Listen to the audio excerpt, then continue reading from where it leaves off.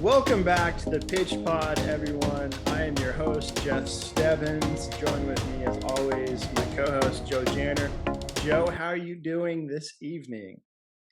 Doing well, Jeff. As always, happy to be a part of the Pitch Pod. Looking forward to our review of our last week's match of the week and looking forward to what's going to be in the future.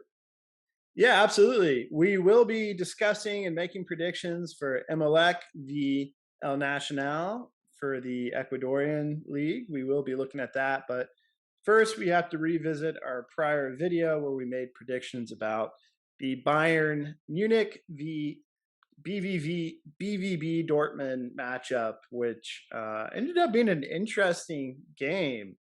And I definitely have some takeaways and some comments that I felt like, yeah, I just have to kind of express some of my frustrations while watching it. But Joe, why don't you kind of start us off and take us through what your initial thoughts are about that match? Sure. Well, first of all, the Pitch Pod is picking winners, getting not quite nailing the result, but I think the both of us again saw Bayern winning this one, and sure enough, they were victorious. I think you had 1-0, and I think I had 2-0, but far from that when it got down to the bottom line, the result of 4-2.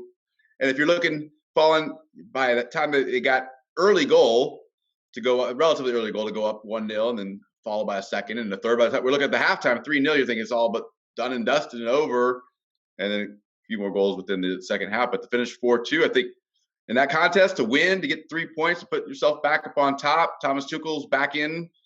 Got to feel pretty happy. They got to feel pretty good about where they are and what they're doing. That's going to probably add to their season momentum. I mean, I don't want to go as far as picking the winner for the league at this point, but I think that result, that win for Bayern's got to propel them into feeling like they can go ahead and win this one. Yeah, that was a fun Bundesliga match. I really enjoyed watching it. All right, and Joe, I don't know. We haven't really talked about this, but Thomas Tuchel seems to be the man of the hour. So I was just kind of curious. Obviously, he's coached for several years and was at Chelsea previously. But just personally, are you kind of a fan of him as a manager? I think like I mentioned in the last episode, I think that he's someone that's going to be definitely on top of getting the most out of training in the sense of being able to get his players to have a clear understanding of what the system is, what they're looking to do, communicate that, to implement that again within the training and to see it show up in the match. I think that's his MO, if you will. And I think that's one reason that most people in the sport look to him as, inspiring as a coach and a manager of a top-notch club. So yes. Okay, yeah, that's kind of what I was thinking as well. He seems to be the guy to come in and at least get them structured and through this season. I don't know how it's going to play out after that, but yeah, it's got to be difficult for Bayern to lose their manager at this point in the season and then have a quick turnaround for their Klassiker. And but it seems like Thomas Tuchel is the man to lead them in the future, so that's going to be fun to watch. But going back to the match, Joe, that first goal that Bayern ended up scoring, it was actually called an own goal because the keeper completely kind of whiffed the ball and it just went into the goal. I don't know if you saw that. And to be fair, it's my understanding that Kobel is coming back from an injury, so he's probably rusty, maybe not 100%, but you can't have that, obviously, right? In a game like this. So yeah, did you see that play by chance? Right. And, you could. That would be probably letting them off the hook, if you will, to consider that any type of injury was what led to that. Because I think that's really in that goalkeeping position. So much of his mentality and the focus, and that was clearly a lack of focus on display there. The ball over the top. You're in a position where you could just judging the ball, judging the trajectory, judging the bounce, could have easily just let it play into you and be able to handle the ball in the box. He made a decision to come up and try to clear it out outside. Completely misjudged the bounce, and it's going and really not at this level.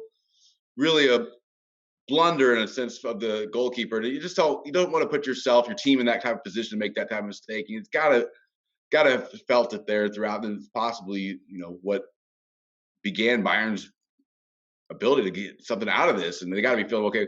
They gave us one. Okay, let's go get a second and score more. So big time blunder, as I suggested there by the goalkeeper. Not how you should or anybody looking at watching this would want to have a goalkeeper judge a ball and make a decision of how to play in that very instance.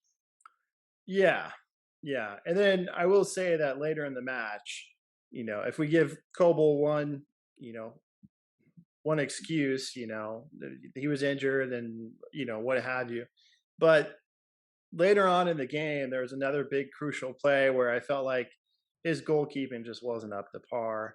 He made a nice initial save, but instead of grabbing it or really punching it out, he just kind of pushed it in the field of play into the attacking team, and they had an easy goal. And so you either got to hang on to it or do something better in that scenario. So I kind of feel like those two goals could have been prevented and it would have been a closer matchup. And, the pitch pod, we do predict wins. We did predict that one, but I did think that it would be closer, and had the goalkeeper been playing as they should at that level, it would have been a much closer match.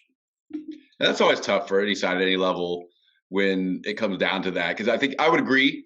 Looking in real time, you thought, okay, maybe he's probably in the right position. Obviously, got himself in the right position. That's one of the first objectives there, and read the ball, but then made the decision to try to parry it off and just really pushing, like you said. I mean, he didn't even get it pushed outside the six before the attacking player was able to easily play it first time in and strike to go to the goal. So I think, yes, definitely another goalkeeping error. Had it not happened, I mean, could have, would have, should have. In some sense, it could have, would have been closer. Maybe Bayern scored another. But they had plenty of other clear goal scoring chances. A couple was taken away from offsides that I thought, wow, this is great attacking football in their sense, and they were creating chances regularly. You look at the stats, you may not have thought that it was going to be a 4-2 result based on where you saw Dortmund's possession versus Bayern's, and then still having enough chances shots on frame. You wouldn't have thought that, but yeah, that again, for Bayern to do what they needed to do to win, to put themselves back in first place, it was a big game, a good big result for them. Yeah, absolutely. Bayern was great on the counterattack, and they finished. They great runs. They were there where they were supposed to be on the back post, making runs left and right. Mm-hmm. So Bayern looked great offensively. Tuchel seems to be taking charge and organizing the team. Was there any player that stood out to you that you want to recognize before we jump ahead to the upcoming match?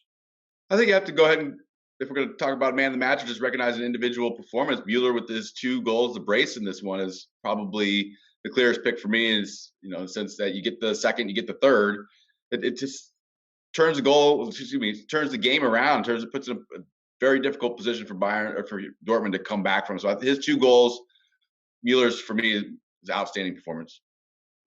Yeah, yeah. I think I'm going to jump on that as well.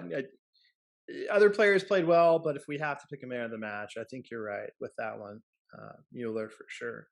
But looking ahead, okay, we're talking Ecuador League here. We're talking Emelec, the El Nacional, and this should be a fun matchup. It's a bit of a rivalry.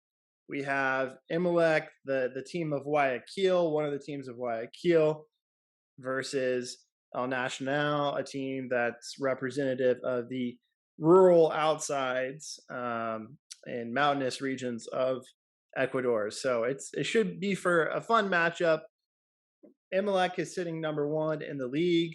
However, El Nacional is not too far behind him, just a couple spots removed. So it's going to be a fun one. Obviously, it's at Emelec Stadium, so that's a big home field advantage. I've actually had the opportunity to go tour their stadium and their facility, and was a big fan and really impressed with what I saw and their training grounds. Everything was top notch and first class, so I was really impressed. But that brings us to the matchup here, Joe. So going into this, any initial thoughts? Well, as you suggested, it's a good rivalry. It's exciting to have the opportunity to look at another region of the world, to get to and examine what's going on elsewhere aside from what we've already addressed, or what we do often address with the pitch pod. And to hear that you had the opportunity to be there in person at the stadium, it's really an exciting venture to get into and look at this game. I mean, really, where I'm at, go either way. I think these are both two competitive teams that will show up Easter Sunday to play a competitive match, and it really could go either way for me. Yeah, I tell you what, Joe and I, we've been lucky enough to get a couple press passes. So if Emelec's offering some press passes, some free tickets, who knows? Maybe we find ourselves down there this weekend. I don't know. Joe, are you available? If they make, yeah, Jeff, they give us a call where we're gonna be where we're gonna be, right? The pitch pod travels where the pitch pod needs to go. You got it. That's it. Well, yeah, I think it's going to be a great matchup, and it should be well contested. But I think I'm ready to go ahead and make my prediction. Joe, are you ready for yours? Yes, with it being a home field or a home match for Emelec, you give them the nod, give them the advantage. I think El Nacional will be there, understanding where they are with what they need to do to compete within not only this match but within the season. But it's one that is so competitive and so close. I have this going as a draw. Actually, I'm picking this one draw. Okay, okay. I could see that playing out very easily. I could totally see that. I'm gonna make my prediction, but before I do, we're gonna hear from a citizen of Guayaquil, Ecuador, Denises Prediction, and she's gonna go ahead and make her prediction. Hi everyone, I'm Denise Prediction from Guayaquil, Ecuador, and I'm from the Emelec team. My prediction is 1-0 Emelec will win, obviously. So, suerte Emelec. Okay, thank you, Denise. We appreciate that. The local insight. We appreciate that. Thank you very much. And I know she is a admittedly biased fan. She's a big fan of Emelec and Bombillo, but that sounds like a pretty fair prediction to me. So thank you for that input. I'm gonna go ahead and make my prediction. I'm gonna, I understand where Joe's coming from. I understand where Denise is coming from. I agree it's gonna be a close match. But I'm gonna go and I'm gonna say Emelec's gonna show up, home field advantage, rivalry game. They need to stay on top of the league. I think they're gonna be ready for this one. I think they're gonna come out, be ready to play. So I'm gonna give the nod to Emelec, Bombillo, winning this 2-0. Okay, that would be favorable for those that are all in support and those that are following the league and Emelec there. So, best of luck to everybody that's participating in the contest. Looking forward to see how this turns out, Jeff. Absolutely, absolutely. It should be fun. I think it's going to be fun for everyone to watch this game. So we hope everyone enjoys.